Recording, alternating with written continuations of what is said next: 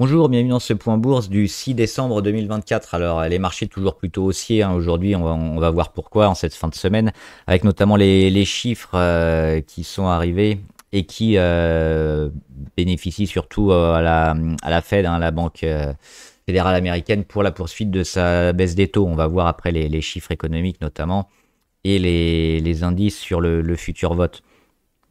On fera aussi un petit point sur les valeurs françaises, hein, le CAC 40. Toujours plutôt haussier, hein, sur le CAC, on l'avait dit ces derniers temps, on arrivait à des niveaux de valorisation tellement bas que ça méritait d'être acheté. Et puis c'est cette politique américaine qui devrait aider le refinancement des entreprises et la croissance. On va juste regarder donc les chiffres principaux aujourd'hui. Création d'emplois non agricoles aux États-Unis. Alors on l'avait dit, c'était relativement mauvais, hein, très mauvais même le mois dernier. Des chiffres qui ont même été révisés. Et là, on bénéficie enfin d'une belle création avec plus de 200 000, hein, 227 000 créations d'emplois non agricoles. Donc, ce qui est écarté un peu ici, c'est le risque de récession. C'est ça un peu qui faisait peur au marché. C'est-à-dire que l'emploi américain descende un peu trop. Avec cette belle réaction, ça met l'économie américaine toujours plutôt forte. On a aussi, alors, un chiffre peut-être un peu moins bien, c'est le salaire moyen horaire aux États-Unis. On était à plus 0,4 le mois dernier, on est encore à plus 0,4. Donc on voit qu'il y a toujours une force, hein, sur le salaire américain. Donc une pression sur l'inflation. Par contre, le chômage, lui, est monté. On était à 4,1 et on est à 4,2. Donc la possibilité quand même que ces futures, hein, hausses de salaire commencent à se tasser. L'inflation aussi. Et avec la résilience du marché américain, pas de récession et donc la continuation de la croissance.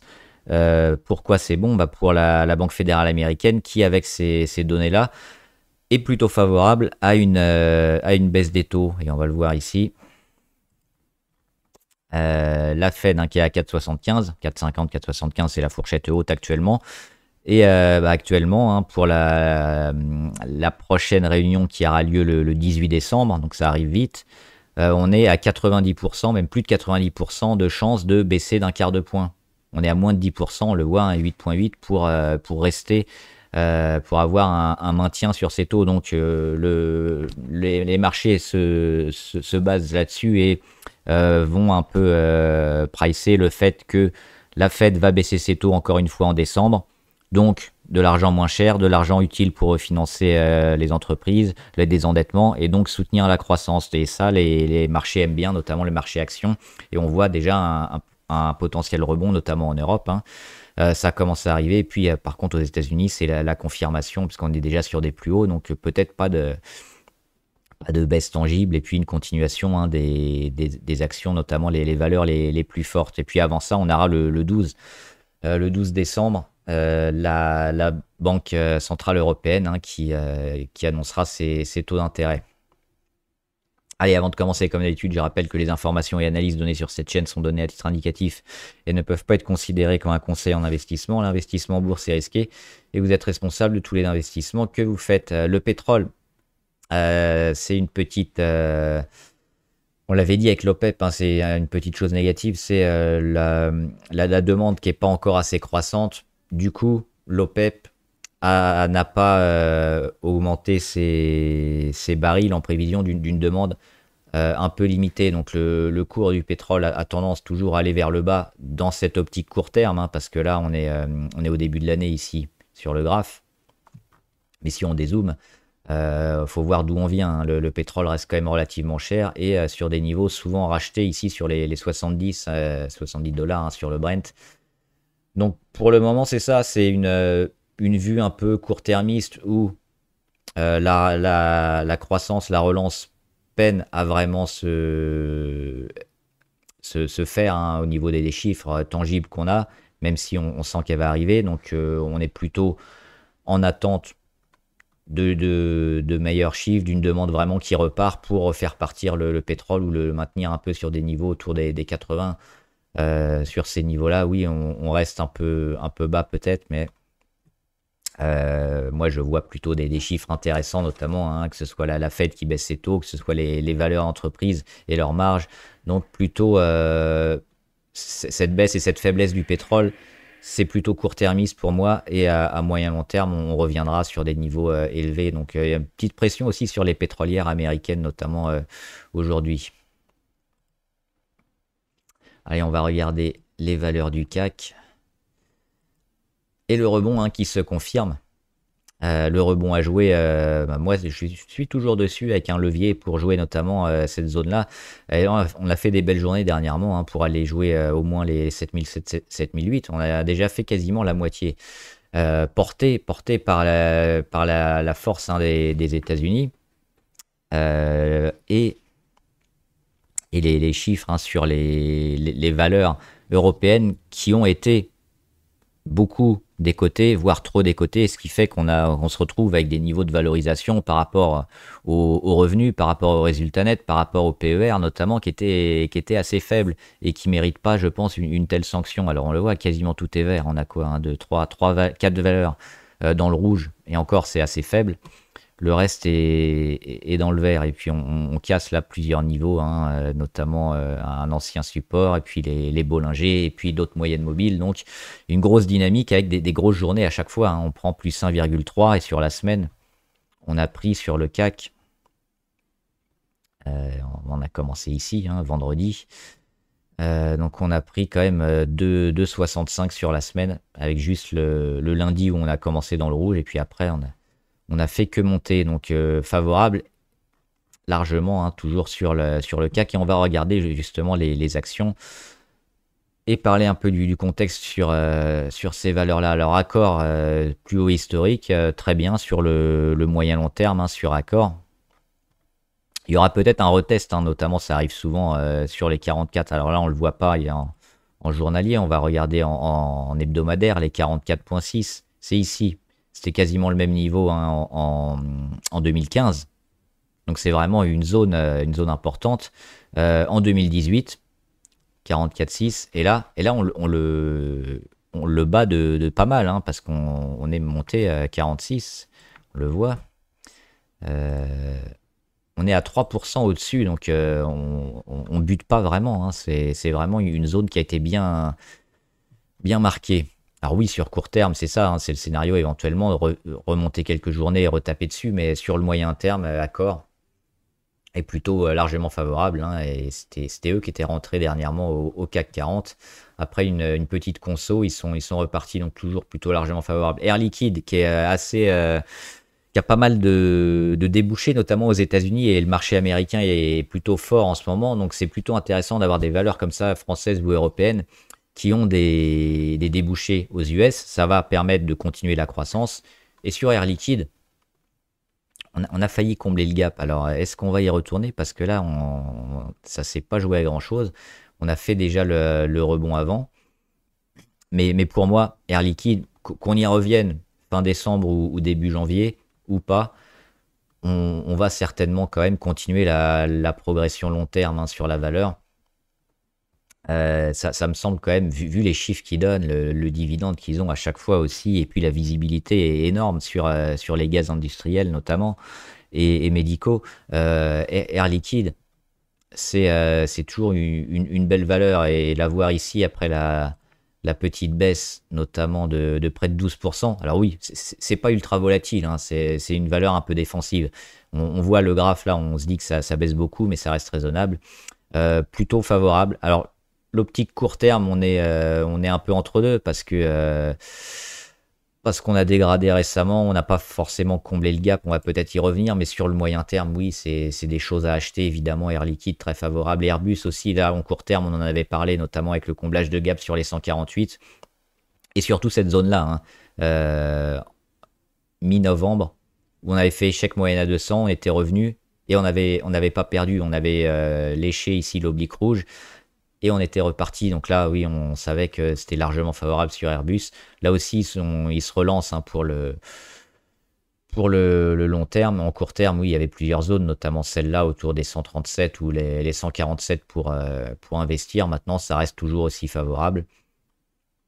Un peu moins en court terme, mais Mais voilà, sur Airbus, on est bien. Arcelor, alors Arcelor, c'est intéressant parce que c'est aussi le secteur de la construction, hein, de la sidérurgie. Ça peut servir aussi de canari, un peu une action témoin pour certaines données. Mais on a vu surtout le rebond. Le rebond avec la Chine qui se réveille, avec l'Inde aussi, hein. Il y a une petite construction et consolidation sur le marché indien qui est en train de repartir. Et Arcelor qui a pas mal aussi de débouchés en Inde. On voit ce qui s'est passé dernièrement, notamment depuis la rentrée, hein, c'est le rebond et l'accumulation au-dessus. C'est favorable. Ce qu'on attend, c'est quoi? C'est les chiffres sur la construction, c'est les chiffres sur la croissance, c'est une relance un peu plus forte, mais déjà, mais déjà, on voit qu'on est en embuscade prêt à partir. Donc là aussi, c'est plutôt fort ce que met ArcelorMittal.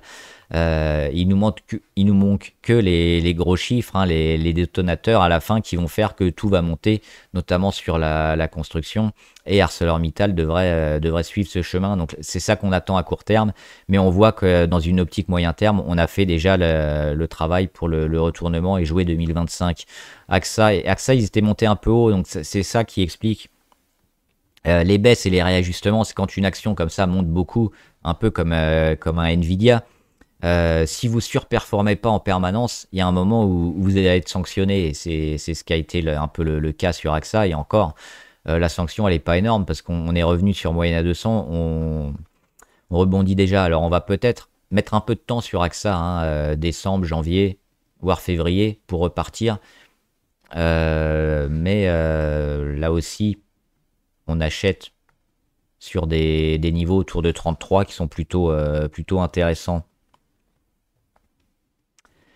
Les banquières françaises qui ont eu du mal par rapport aux américaines, alors dans une optique plutôt long terme, ça semble intéressant parce que alors la baisse des taux, ça va pas forcément les aider, mais ça va aider toute l'économie et derrière, ça va les aider eux avec notamment les prêts. Donc même si ça va rogner leur marge, ils devraient en volume augmenter. Donc l'un dans l'autre, c'est plutôt correct. Mais oui, il y a eu quand même pas mal de déceptions sur les bancaires, notamment françaises. Donc j'ai un petit doute, moi, toujours sur ces valeurs-là. Et on va plutôt viser les points bas, hein, pour racheter et jouer une séquence long terme ou court terme, hein, sur des indicateurs comme maintenant, notamment depuis hier sur la BNP. Ça peut être intéressant. C'est un secteur quand même un peu sous pression et qui a déçu dernièrement. Donc attention sur les bancaires, on va plutôt jouer, ouais, les points bas comme ça et les supports. Donc là, on voit que les 55 ont été rachetés. On n'en est pas loin. C'est cette zone-là, mais derrière, qu'est-ce qu'on peut jouer sur la BNP en court terme? C'est uniquement les 61. Donc a priori, on le voit à 5%. Est-ce que ça vaut le coup de se placer? Les volumes sont plutôt corrects. C'est un secteur peut-être un peu encore à risque sur les bancaires. Donc plutôt en mode court terme et pas hésiter à sortir si on sent le vent tourner. Bouygues, on est toujours négatif, hein, depuis la cassure ici des 30 sur Bouygues. On est revenu juste une journée au-dessus, mais on a vu que ça n'a pas suffi. On revient sur un beau support, hein, le support des 27. Faut tenir, faut casser, faut retourner, ça va mettre du temps. Moyen sur Bouygues, hein. Là aussi, la construction devrait aider. Il y a aussi le côté opérateur qui est pas terrible comme Orange, avec beaucoup de concurrence, donc les marges ont du mal à se faire. Mais oui, si on a les chiffres sur la construction qui reviennent, Bouygues devrait revenir aussi un peu. TF1 qui est pas mal, hein, dont on a parlé il y a pas longtemps. Mais pour ça, il faudra avoir d'abord ces chiffres pour voir le Bouygues repartir. Donc plutôt en mode observation et là aussi peut-être une action Canary qui va nous en dire plus. Mais plutôt à l'écart pendant le moment, c'est un peu tôt, je pense. Capgemini, c'est impressionnant quand même la baisse et ça me semble là un peu comme sur certaines actions exagéré. On a eu des rentrées d'investisseurs américains, notamment ici, hein, sur les 160, 170. On revient tester des niveaux qui nous ramènent 2 ans, voire 3-4 ans en arrière. Alors on sait que sur le numérique, hein, les valeurs européennes ont beaucoup de mal à concurrencer les américaines. Mais quand même, c'est moyen. Pas jouer contre le marché, attendre qu'on ait cet engouement et peut-être cette zone-là, hein, qu'on avait mis en orange dans l'ellipse pour le retravail. Et on surveillera surtout bah, les cassures là, parce qu'on va mettre des rebonds techniques, on va mettre beaucoup de temps avant de redevenir intéressant. Donc Capgemini, on peut la surveiller, mais ce sera pas avant 2025, je pense, pour y revenir. Là, c'est beaucoup trop tôt. Et sur du long terme, oui, bah, ces zones-là sont achetées. Mais je pense qu'il faut attendre quand même peut-être même les trimestriels, hein, sur Capgemini. Carrefour. Ouais, Carrefour, elle déçoit souvent, malgré des chiffres plutôt corrects au Brésil. Alors on va nettoyer un peu. Ce qu'on peut voir sur Carrefour, c'est plutôt la grande figure. Celle-là, entre l'oblique rouge ici et l'oblique verte, qu'on est venu déjà un peu affaiblir et qu'on recasse encore dernièrement, notamment sous les 14,6. Donc toute cette zone-là, elle est plutôt négative, hein, parce qu'on devait aller plutôt ici, travailler cette zone-là. Il est où mon stylo? Il est là. Le but, c'est de travailler ici, casser et s'envoler. Et on a eu quel scénario? Bah, le scénario inverse, on revient sur l'oblique verte, on revient sur le support à 14,6 et on casse. Donc on en est là. Pour aller où? Peut-être les 12,6. Donc ce serait ça que je jouerais moi sur Carrefour. C'est un retour ici et un redémarrage. Mais on voit qu'on affaiblit souvent la tendance et que c'est négatif. Donc Carrefour plutôt très négatif et à éviter. Crédit Agricole, c'est une des bancaires qui a été le plus intéressante, hein, notamment en 2024, qui a surperformé les autres. Là aussi, le phénomène, c'est toujours le même. Quand on a une grosse progression comme ça, dès qu'on déçoit un peu, on est sanctionné. Et puis le secteur bancaire, oui, un peu entre deux. Maintenant, le Crédit Agricole, ils ont donné quand même plutôt des chiffres super favorables dernièrement. Ils ont bien travaillé. Est-ce qu'on n'aurait pas ici un support? On le voit sur les 12,6, super bien marqué, racheté au mois d'avril, racheté au mois d'août, et en passe d'être racheté, alors même si on l'a un peu enfoncé, on l'a quasiment touché tous les jours, au mois de novembre. Donc là, on a vraiment le support majeur ici sur les 12,6, hein, sur Crédit Agricole. Donc on sait ce qu'on fait, on achète maintenant, pourquoi pas. Et si on casse et on vient encore dégrader la tendance, on partira. Ça peut être intéressant là aussi de voir les prochains chiffres, mais la tendance semble et la dynamique semble plus intéressante peut-être sur Crédit Agricole que sur les autres bancaires. Maintenant, moi je ne jouerai pas forcément les bancaires dès maintenant sur la France et l'Europe. Ça ne veut pas dire que je joue contre non plus, je suis plutôt neutre, mais il y a peut-être quelque chose à jouer parce qu'on est proche de support Danone. Danone qui a bien monté, hein, le plan notamment pas de restructuration, mais de la stratégie un peu axée sur les produits avec une forte marge, qui était plutôt très bien, dans un temps qui a été vendu, je crois que c'était ici autour du 20 juin, mais ensuite qui a été acheté. C'est une bonne chose, hein, notamment aux États-Unis, ils ont pas mal de ventes aussi, Danone. Il y a des rumeurs de vente aussi, de rachat de Danone sur, je crois que c'était Perrier ou une autre, je regarderai, mais il y a éventuellement des OPA que Danone voudrait racheter d'autres valeurs, ou San Pellegrino. Et on est toujours plutôt largement favorable sur le moyen terme, hein. Danone, il devrait avoir une belle année 2025. Maintenant, ce qu'on peut chercher, c'est la porte d'entrée court terme. Et on n'est pas revenu sur les 61. Est-ce que le titre qui pourrait avoir une grosse chute, un rachat ici sur les 61, là ce serait une belle affaire, je pense, hein, acheter Danone là, fin décembre, ce serait peut-être un cadeau de Noël intéressant. Pas sûr qu'on y aille. Mais pour moi, Danone va bien performer en 2025, donc on peut éventuellement chercher ça. Sinon, ça devrait être confirmé quand même, hein, sur les 63 ou les 64. Donc, mais là, on est neutre, hein, depuis quelques semaines.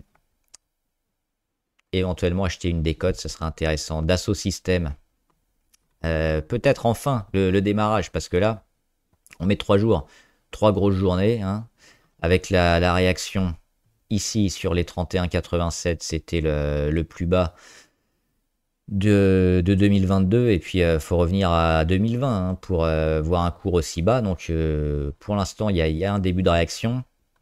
Maintenant, sur Dassault Systèmes, il y a eu beaucoup de déceptions, hein, sur les chiffres, alors que aussi une valeur qui est un peu connotée aussi, armement défensif, n'a pas bien marché, alors que son secteur, lui, a énormément fonctionné.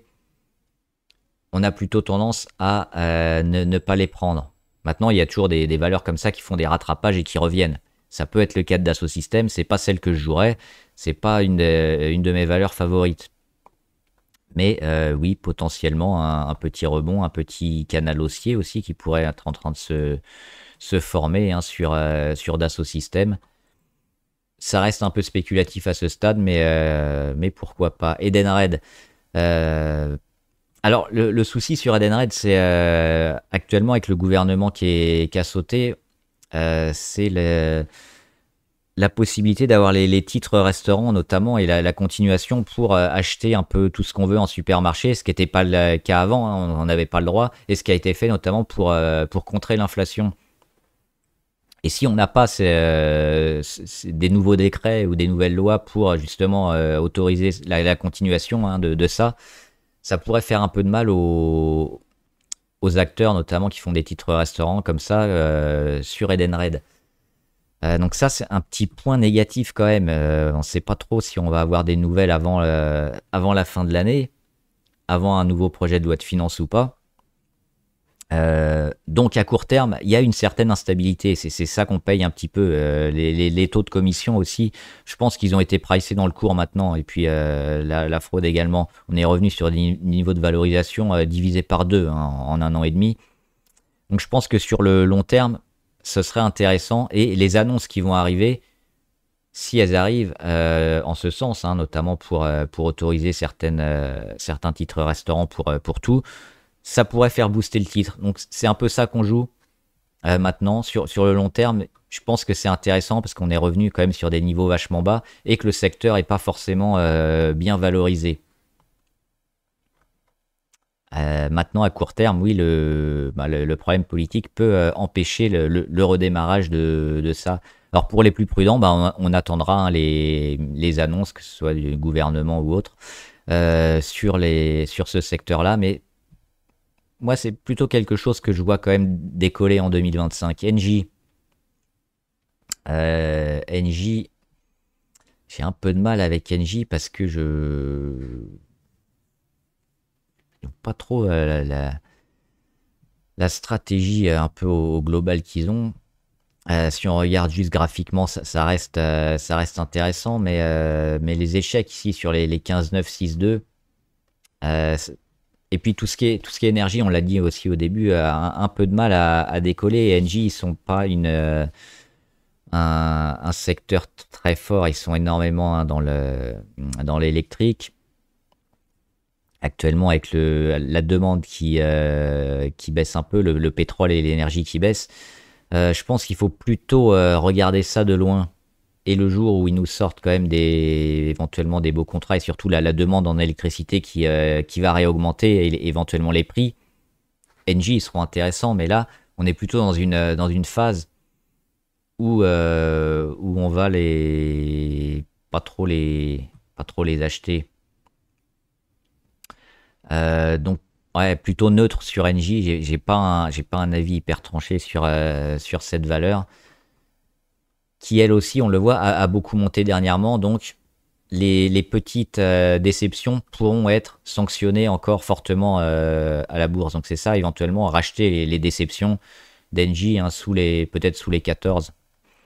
Essilor, toujours très fort, hein. Essilor, ils ont une suprématie. Ils ont aussi, au niveau vertical, c'est eux qui font tout de A à Z quasiment sur les montures, les verres. Ils ont une grosse distribution aux États-Unis et un peu partout dans le globe. Et c'est un secteur aussi amené à performer avec le vieillissement de la population. Donc, on n'a pas trop d'inquiétude sur le long terme sur Essilor. Éventuellement jouer les petites consos court terme. Là, on voit qu'on est un peu aussi niveau MACD, donc ça mérite de revenir peut-être sur les 219. C'est ça qu'on peut jouer sur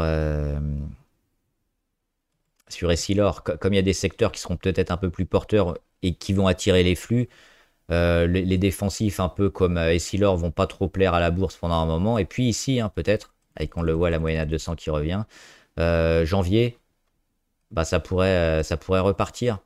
Donc attendre la fin du tassement sur Essilor pour peut-être les racheter. Eurofin, non, toujours pas, hein, c'est super négatif. On n'a pas de grosse dynamique pour casser cette grosse dynamique baissière justement sur Eurofin.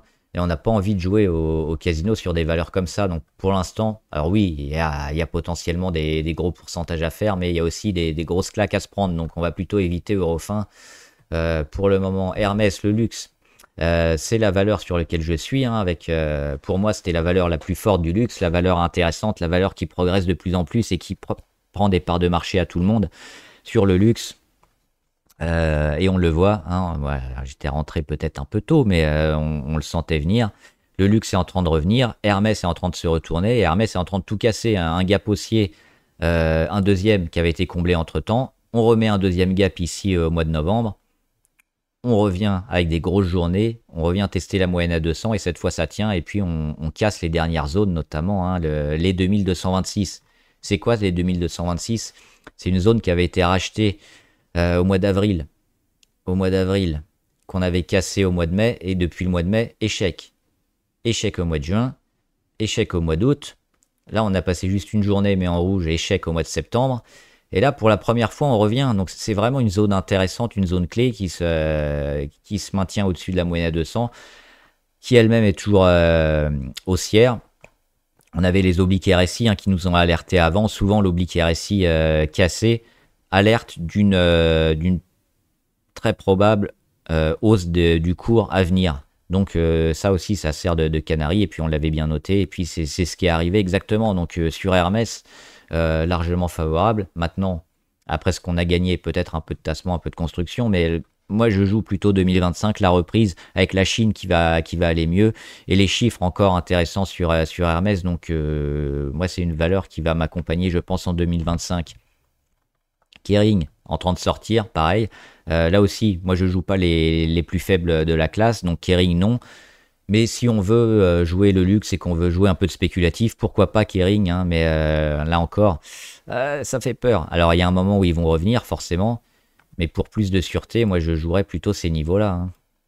J'attendrai d'être ici et puis de continuer. Alors oui, potentiellement on perd un gros pourcentage, mais on gagne certainement la confirmation que Kering en a fini avec sa baisse, ce qui n'est pas forcément acté dès maintenant. Le grand, favorable sur le grand. Alors la sanction, hein, le gap baissier me semble aussi un peu excessif sur le grand, qui a pas mal de débouchés avec je trouve plus le mot, les data centers.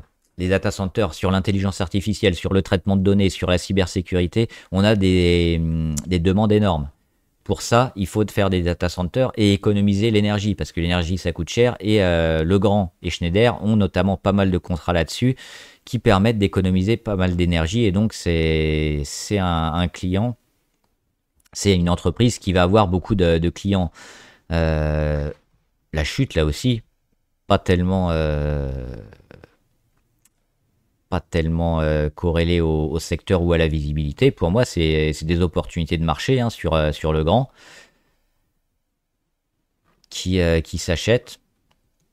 On le voit, on revient sur l'ancienne oblique et on est déjà prêt à recasser à la hausse. Donc oui, techniquement, on a ce gap, ces cassures qui nous alertent un peu, mais on est plus rassuré quand même sur le macro. Et moi, je pense que le grand devrait recontinuer à progresser très rapidement. On a aussi des volumes assez forts.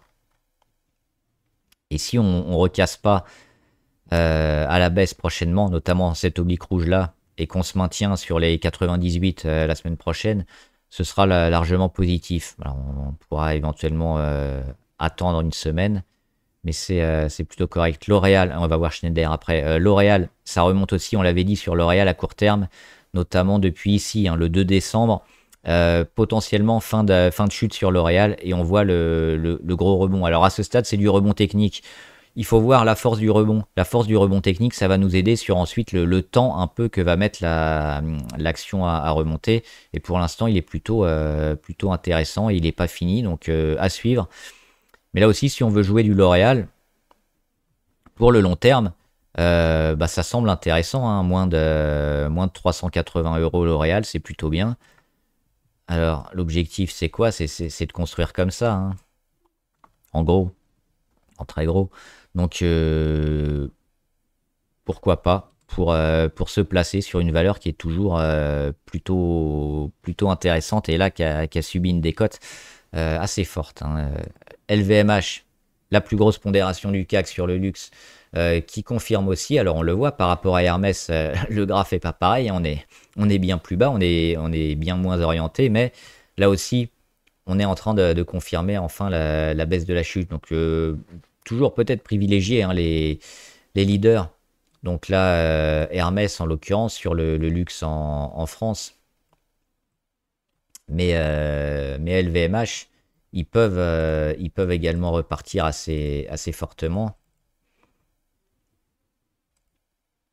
Et pour le moment, oui, il y a peut-être les faire rattrapage. Moi, je préfère jouer Hermès. Mais sur LVMH, on voit qu'on recasse encore des gros niveaux. Ça aide le CAC aussi, hein. Forcément, première pondération, on doit être à 12-13% par là sur le CAC 40. Donc, c'est énorme.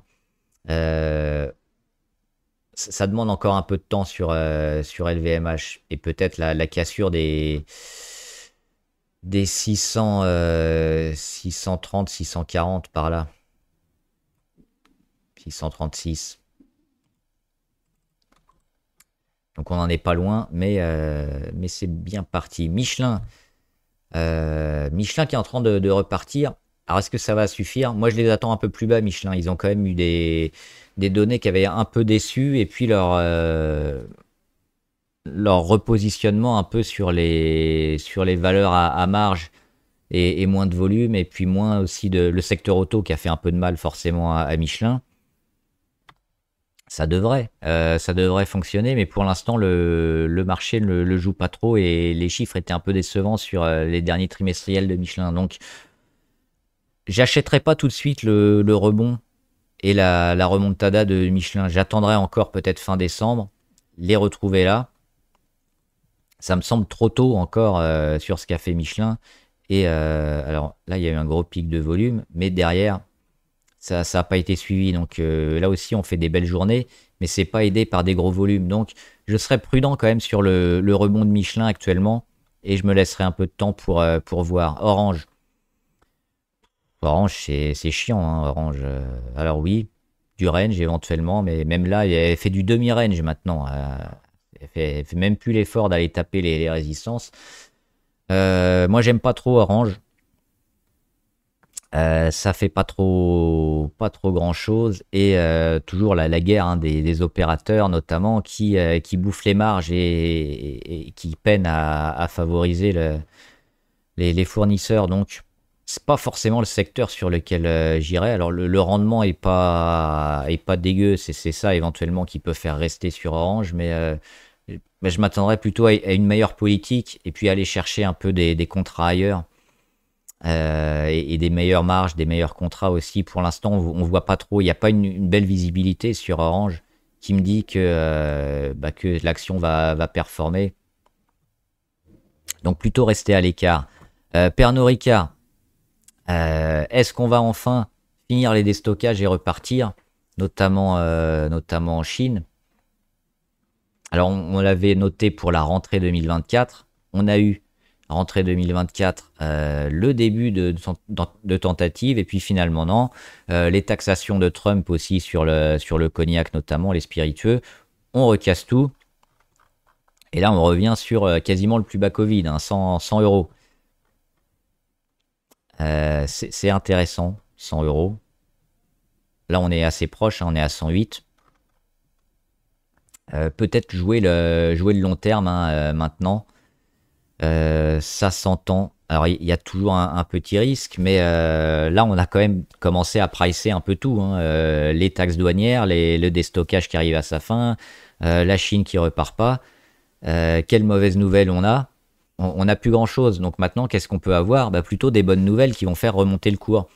Euh, Ça reste en anticipation à ce stade, mais je pense que les bonnes nouvelles vont être achetées, que le cours va remonter, et que là, sur les 100, on ne devrait pas être loin du plus bas.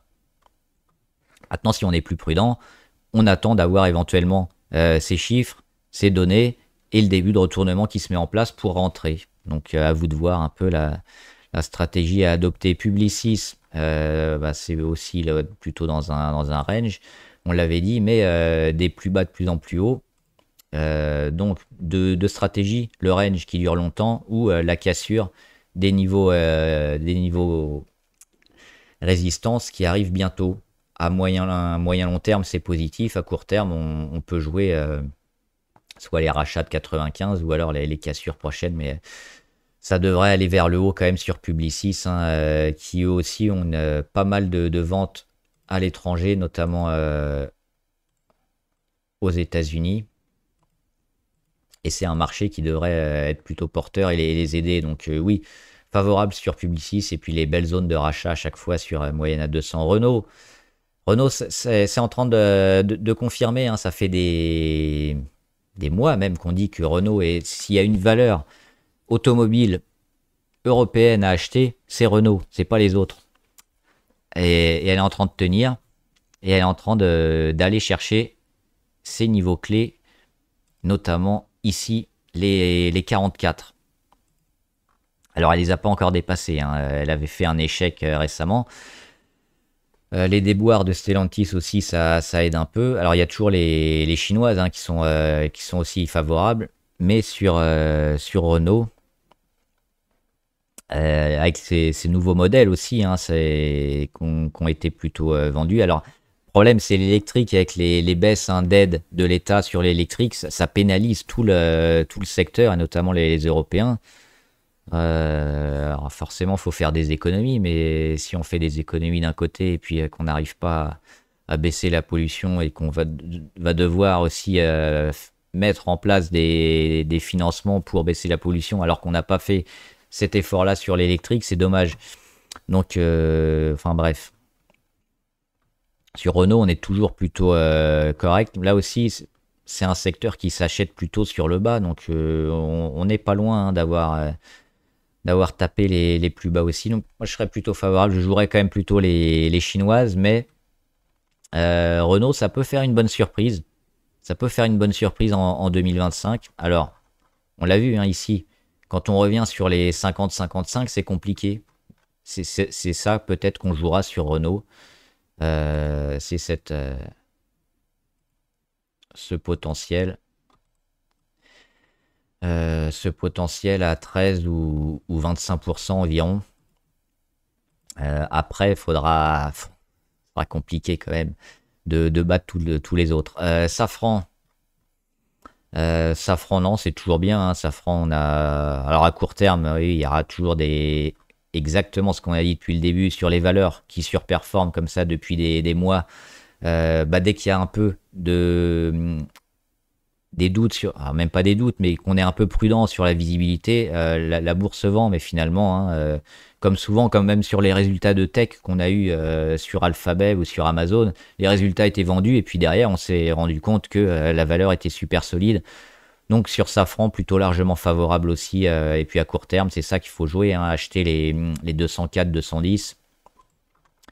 Et à moyen terme, ça devrait progresser. Saint-Gobain sur la construction, intéressant aussi. Des beaux signaux hein, sur cette valeur. On est déjà revenu tester les 80.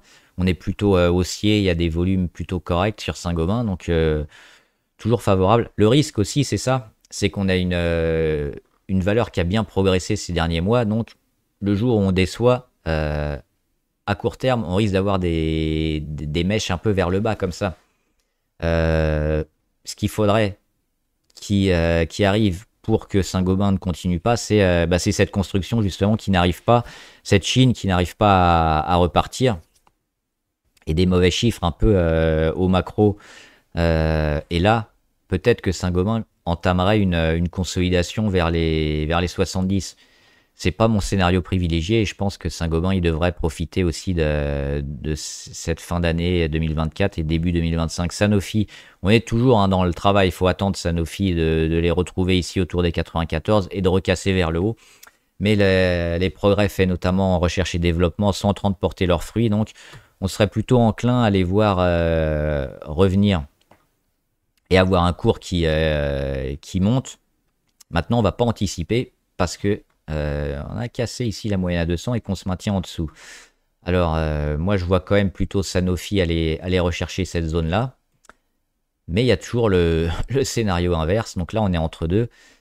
Plutôt attendre. Et puis, si on veut rentrer, peut-être rentrer ici sur les 94. Schneider Electric qui s'en sort mieux que le grand, avec notamment les data centers. Beaucoup plus gros aussi Schneider, beaucoup plus solide. Là aussi, on est assez haut, donc les petites déceptions risquent d'être vendues, mais ils ont probablement un autoroute aussi avec les data centers et puis le retour de la construction et de l'électrification, donc plutôt favorable aussi sur Schneider. C'est pas quelque chose qui pourrait qui devrait être très volatile, je pense, mais qui devrait être relativement correct, sans être défensif, plutôt une valeur intéressante à acheter. Société Générale, alors ils avaient vendu un de leurs bâtiments, ça avait fait un peu gonfler les chiffres. On avait fait un échec ensuite après cette annonce et les résultats sur les 27. On revient. Elle est toujours un peu plus faible que les autres. Société Générale, ce qui m'embête, c'est qu'on est un peu peut-être on est peut-être un peu haut court terme sur Société Générale pour rentrer et qu'on a éventuellement un risque de mauvaises nouvelles qui nous ramènent le titre un peu plus bas. Donc c'est ça. Maintenant, je suis aussi neutre sur la Société Générale. On revient sur des niveaux d'avant dissolution. Et finalement, pas grand-chose de nouveau. Donc, est-ce qu'on n'est pas sur le juste prix de cette valeur-là? Donc, quel intérêt peut-être d'acheter? Pas tellement. Je pense qu'il faudrait plutôt jouer cette oblique blanche-là. On voit des rachats sur repli ici. Si on a l'occasion de retrouver Société Générale à 22 ou 23. Stellantis, ils essayent de revenir. Grosse journée, grosse semaine depuis la démission de Tavares qui avait fait plonger le titre. On a rebondi, mais c'est que du rebond technique et on est toujours sous le gap à 14. Donc il faut attendre. Pour moi, il faut attendre Stellantis. C'est trop tôt pour voir un début de recovery qui arrivera peut-être un jour, forcément. Graphiquement, on peut-être le voir, mais pas essayer de voir ce qu'on veut voir absolument avec des supports et des résistances. Donc il faut attendre encore un peu sur Stellantis. D'autant que les volumes sont pas énormes, à part le jour de la démission. Derrière, c'est des volumes plutôt normaux. Donc plutôt en mode observation. ST Microelectronics. Alors les secteurs semi-conducteurs qui donnent des beaux signaux. On a vu BE Semiconducteur, on a vu ASML et ASML Holding. Mais comme d'habitude, les plus faibles de la classe ont toujours du mal. Et là, on le voit sur STM, c'est pas terrible. Donc moi, j'éviterais de jouer sur STM, vraiment, à moins d'avoir des volumes... oui, même au-delà, autour de 8 ou 10 millions, mais tant qu'on se maintient ici sur les 2,5 millions, qu'il n'y a rien, non, c'est plutôt à éviter STM. Pas rassurant. Téléperformance.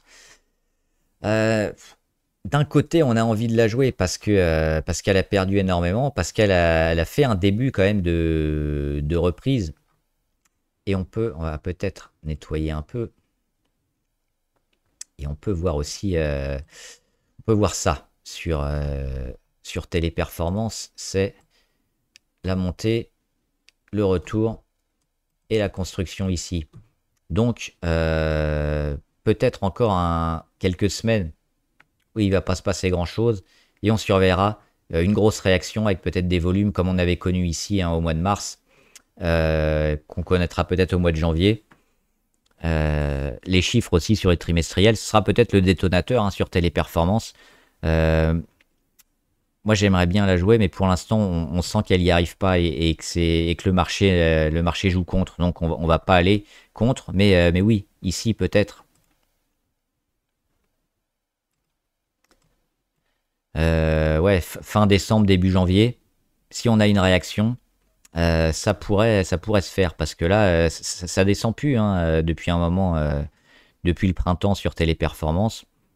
Donc on attend un peu les chiffres et puis maintenant le cours s'est ajusté aux chiffres de l'entreprise. Donc il faut repartir, mais on n'a pas ce détonateur. Thales, toujours plutôt favorable, on était revenu sur des zones achetées. Alors il y a l'enquête pour fraude qui a fait baisser un peu le cours, mais Thales, ils ont des beaux contrats, l'armement est toujours important, la souveraineté aussi sur l'armement, les guerres à droite à gauche, donc Thales devrait performer, je pense. Et même malgré les mauvaises nouvelles, on voit que c'est pas trop vendu. C'est toujours racheté sur des niveaux autour de 138, 140, donc plutôt favorable. Et ouais, j'aime bien Thales. Total Energy, la demande qui est pas assez forte, le pétrole qui baisse un peu, ça fait baisser Total. Là aussi, le cours de Total est arrivé quand même à un prix assez bas, notamment sous les 55. Comment on peut le voir? Plutôt comme une opportunité d'achat, parce que Total, on l'a dit, ils sont multitâches. Le pétrole, le gaz, l'électricité, ils sont le dividende, donc beaucoup d'atouts pour Total. Et on a ici l'oblique RSI, et on le voit peut-être en cette fin d'année que ça pourrait casser et que ça pourrait repartir. Donc pour moi ici, c'est plutôt un excès de marché sous les 55 à acheter et qui permettra ensuite à Total de repartir à la hausse. La baisse depuis le mois d'avril, quand même, elle est importante. Alors, il y a eu notamment les marges de raffinage qui ont handicapé Total et donc le cours qui s'est réajusté, mais sur le moyen long terme, il est plutôt bien. Et on a déjà bénéficié de cette baisse qui dure depuis avril, 7 mois, donc 7 mois de conso sur une entreprise qui va plutôt bien, sur un secteur à court terme qui a des aléas, mais qui est toujours intéressant. Moi, je reste sur Total. Unibail, toujours intéressant. On devrait aller chercher la résistance à 82. L'immobilier commercial va plutôt bien. Il y a eu un petit problème, notamment sur, je crois que c'était un centre commercial qui devait ouvrir en Allemagne qui a été retardé, donc ça a mis un peu plus de temps, mais je crois qu'il a ouvert depuis. Donc oui, favorable sur Unibail à court et moyen terme. Pour moi, on va aller casser cette zone des 82. Alors on ira, ça dépendra des chiffres et de la dynamique. Est-ce qu'on va aller sur les 82, 86 ou qu'on va continuer vers les 100? Mais je pense que début 2025, oui, on sera au-delà de cette zone. Et là aussi, on le voit techniquement, rachat moyenne à 200 après l'échec sur les 82 et la consolidation qui a duré plusieurs mois. Et derrière, on fait la même chose. C'est bon pour moi sur Unibail, c'est plutôt favorable et ça s'achète. Veolia Environnement. Le secteur plutôt intéressant aussi, notamment en cette période un peu compliquée, qui peut apporter des flux à Veolia. Et ces rachats-là sont assez notables, notamment ici, autour des 26,6. Avril 2024, août 2024, et là, boum, regardez, la mèche, novembre 2024, et on repart. Donc, on a cette zone-là qui est constamment rachetée. Donc, oui, à court terme, on peut jouer Veolia pour continuer sa hausse, on les voit sur ses plus bas. Et puis jouer peut-être en 2025, ça, c'est cette congestion, et puis ce départ un peu qu'on attend, qui déçoit un peu Veolia quand même, parce que ils auraient dû repartir bien avant. Mais éventuellement, on peut la jouer pour ça, parce qu'on est assez proche encore du support. On est à ouais, 5-6%. Faut pas tarder. Mais c'est toujours dans l'optique moyen terme, hein, parce que sinon fallait jouer la mèche ici à court terme. Donc plutôt correct quand même sur Veolia. Voilà, en ayant toujours le support en tête. Vinci, c'est pas cher Vinci, ça va le devenir de moins en moins à mon avis, hein, sur les 100 euros. Il y a aussi l'énergie, hein, Vinci, qui gagne de plus en plus d'argent avec la production et la vente d'énergie, d'électricité. Donc oui, les concessions, le risque politique qui a été un peu majoré, je pense, un peu excessif. On retrouve, on était sur les 110, on retrouve Vinci ici, et la visibilité sur Vinci, elle est plutôt bonne. Donc pour moi, c'est une des aberrations aussi du CAC de retrouver Vinci aussi peu valorisé. Comme d'habitude, on va pas contre le marché a décidé de vendre. On fait attention, mais là, le marché décide de racheter à chaque fois sur les 98, 99, et ça pourrait bien repartir. Donc moi, je suis plutôt favorable sur Vinci. Les plus prudents, on attendra quoi? Le retour ici sur les 106, 108. Mais les derniers volumes, là, un peu plus élevés, alors ça pourrait être encore plus élevé, mais ça plaide quand même pour un retour de Vinci dans cette très grosse zone-là d'accumulation avant de partir en 2025. Je suis plutôt acheteur sur Vinci. Et Vivendi, c'est le 9 novembre, c'est lundi. Lundi, il y aura l'Assemblée Générale avec le projet de scission qui sera adopté ou non. Canal+, ça va, s'achète une holding, donc tout ça, ce sera découpé. Donc si vous avez une action à Vivendi, vous aurez une action Hachette, une action Canal+, une action Havas et une action Vivendi Holding. Donc c'est ça qu'on peut jouer, qu'on pourra certainement encore jouer lundi, hein, en attente de la décision. Et jouer éventuellement la décote, hein, parce que le fait d'avoir comme ça des pure players, c'est plutôt quelque chose d'apprécié par la bourse en ce moment. Le problème, c'est aussi les frais, hein, notamment les places de cotation et les places de cotation qui vont pas obliger Bolloré et Lagardère à faire des OPA. Ça, c'est un peu dommage. C'est-à-dire qu'on aura toujours des entreprises, hein, qui seront avec des prises de participation, mais qui ne seront pas retirées du marché. Et on sait, quand on est retiré du marché, on paye une prime en plus, donc c'est intéressant pour les actionnaires. Là, il y aura probablement pas ça, mais on peut jouer toujours la décote.